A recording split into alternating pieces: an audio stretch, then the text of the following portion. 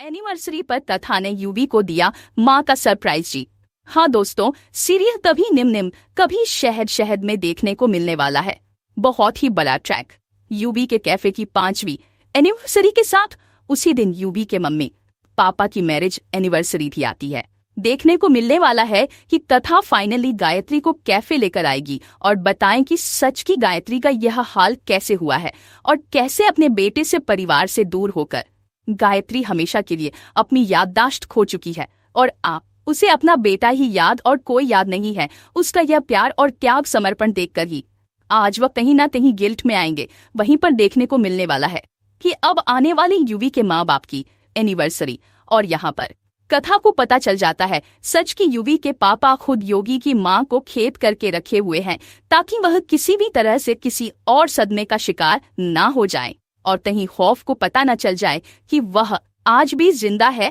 वरना उसके साथ कुछ भी हो सकता है और उन्हें यही डर है, इसीलिए वह किसी से मिलने जुलने से नहीं देते। वही देखने को मिलने वाला है कि अब एनिवर्सरी आ रही और इसका पता कथा को लग जाता है। यूवी के जरिए जब यूवी एनिवर्सरी पर अपनी माँ को और याद कर रहा होता है कि काश आज वह यहाँ होते तो उनकी 25th एनिवर्सरी होती और देखने को मिलने वाला है कि 25 एनिवर्सरी का अच्छा फायदा कथा उठा देती है कि अब तो वह यूवी को उसकी माँ से मिलवाकर ही रहेगी। इसके बाद देखने को मिलता है कि कथा यहाँ पर गायत्री को कैसे निकालकर लेकर पहुंचे दिए कैफे, जहां पर उसने पहले से ही बहुत शानदार सरप्राइज प्लान किया होता है। यहाँ पर चलाई जाती है यूवी के मम्मी पापा की शादी की वह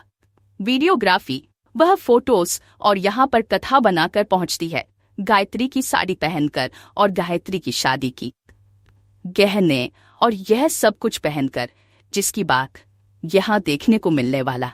कि सबकी होश उड़ जाते हैं। गायत्री की स्ट्रगल की कहानी सुनाएगी तथा यहाँ पर एनिवर्सरी पर और सबको बताएगी कि गायत्री अपने सपनों के साथ अपने परिवार से भी कितना प्यार करती है और यहाँ पर यूवी भी उसका साथ देते नजर आने वाला है, क्योंकि उसे लग रहा होता है कि यह उसकी मामा की स्टोरी है।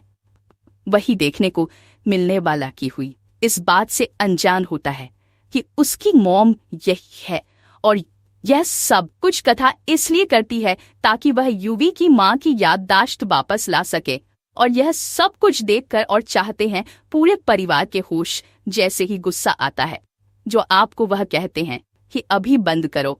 यह वीडियो, इस औरत का हमारे परिवार से कोई रिश्ता नहीं है और ना ही कोई एनिवर्सरी सेलिब्रेट की जाएगी।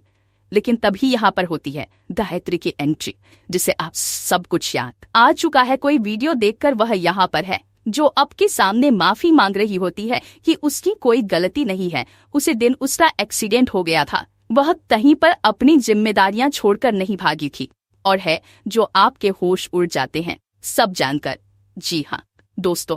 देखने को मिलने वाला है कि गायत्री हादसे का शिकार हो गई थी,